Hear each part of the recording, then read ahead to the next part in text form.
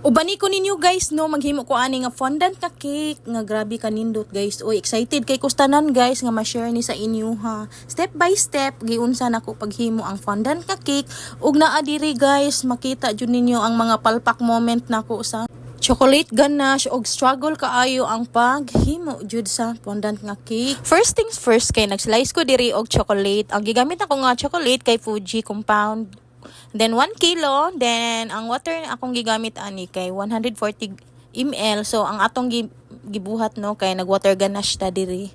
Din kini nga water ganache guys no kay napalpak yun ni siya kay ni separate na ang oil sa chocolate. Bati na ni siya i-apply sa cake. Ug diri ka nagbalik na sad ko og himo.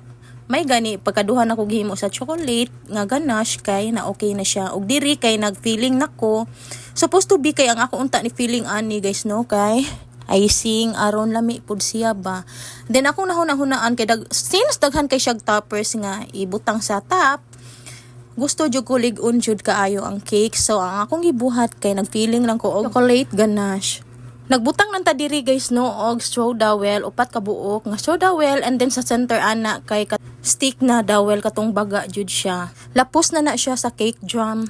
7x5 ang size sa atong cake, and then gagamit ko diri og cake drum nga 12 inches. Nag-trim lang ko diri sa side sa cake guys no kay ni siwil jud siya unya. Bugdo ni siya guys ug kabirya na to siya og fondant, so ako siyang gitriman. Struggle na jud kay tanan guys no ang pagpahamis ani niya kay gusto jud ko nako ma-achieve ang sharp edges. Gawas ana kay makita man gud sa fondant nga dili hamis ang cake nimo kay dito mag-grub-grub manggod si. After na ko mapahamis ang cake kay diri nagmasa na dayon ko sa fondant guys no. Ang akong gigamit ani nga fondant kay Sugar King. Ready-made na siya nga fondant guys no. Kay kani lang akong gigamit guys no kay tested and proven na jud ako. Proven and tested di ay.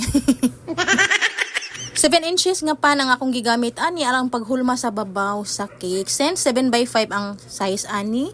So nagpaneling method lang ko diri guys no kay mauna jud ni ang akong naandan og gigamitan dayon nako siya og fondant motor aron mudikit jud ang fondant sa cake. Nagbutang na tag cornstarch diri sa ato ang fondant guys no ang aron pag rolling pin nato kay dili siya mudikit sa table. So nagsukod lang ta diri guys no ang width sa cake og ang iyahang length aron dili ta masipyat guys, pero diring dapita guys nasipyat jud ko guys no kay ang iyahang length ang iyahang height di ay sa cake guys no kay wala jud nako siya tarong og sukod.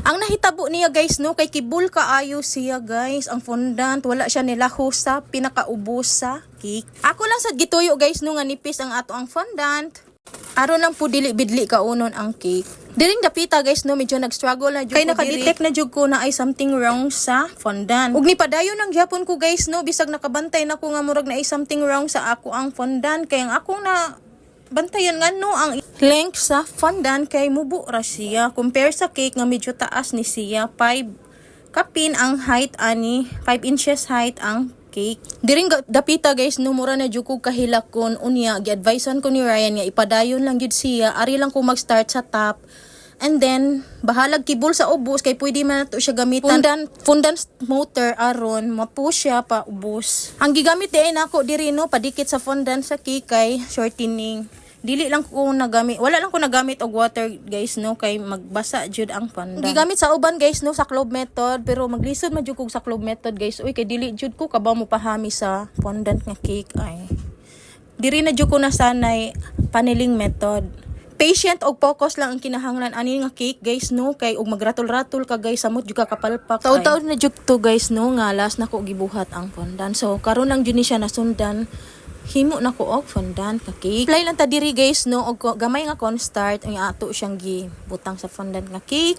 Aron ini gamit nato sa smoother dili mo dikit ang smoother sa fondant kay ang kani magong fondant kay once ma-apply na ni siya sa cake guys no kay mag-moist na ni siya start. Medyo taas jud ni nga video guys no kay step by step jud nako gipakita sa inyo ha ang paghimo na kog fondant nga cake. So anyway diri sa cake drum guys no kay nagbutang lang ko og shortening aron mo dikit ang fondant kay napaman ni siya fondant nga ibutang sa cake drum. Og diri nga part guys no kay wala pa jud ko nahawasan sa ako ang kulba guys no kay ang kanilaging kuan sa ubos sa cake kay kibul kaayo og diri kay ako jung siyang na perfect guys na okay na gyud town siya guys ako lang siyang gigamitan og fondant motor og diri na ang exciting part guys uban ni jud ko ninyo guys no kay diri kay mag-decorate na ta sa fondant. So anyway guys, no, wala ko nakakita og heart nga shape dito mapalit sa baking store og nagmanumano lang ko himo ani nga heart shape guys. Grabe ka struggle pero ako gyud siyang na kuha. Kini daing mga topper sa cake case no, kay ako jud ni siyang gi-advance og buhat guys aron mo hard pa siya og gamay ra kay nga Tylose powder ang akong gibutang diha kay nindot kaayo ang Sugar King ready-made fondant guys, as in makaingon jud ko, grabe siya ka nice gamiton. Ug diri guys no kay nagbutang na taog mga toppers. Anyways guys no, kay ako di giingon sa akong customers guys nga adto na ko sa venue mag-attach sa mga toppers sa cake kay bali niyang bugata ani kay basin ig travel disgrasya niya siya guys, pero akong nahuna-hunaan nga ari na lang sa balay nako i-attach ang mga toppers since duol-duol naman di ay ang venue guys oy sa amua. Og diri nga part guys no kay medyo gikilig na jud ko sa cake guys kay grabe jud kay ganindot ang cake, colorful kay siya guys as in. Anyway guys no, ang ako ding gihatag ani nga price ni ma'am guys no kay 4,500 pesos. So since si ma'am guys, ari na siya mag-order na ako sa una og kanang milestone cake sa iyang anak, ako siyang gilibrihan og 24 cupcakes. So lipay kay si ma'am guys no og nigo dayon siya. Usag tunga kaadlaw di ay guys no ang pag himo na ko aning mga toppers guys no, pero maghunong-hunong ko guys oy kay napadyo ko'y lakaw ingon ana. Bitaw guys oy dili lang ingredient yang inyong gibayaran ani guys no. Ang pinaka dako ninyo gibayaran diri guys no ang labor jud sa cake.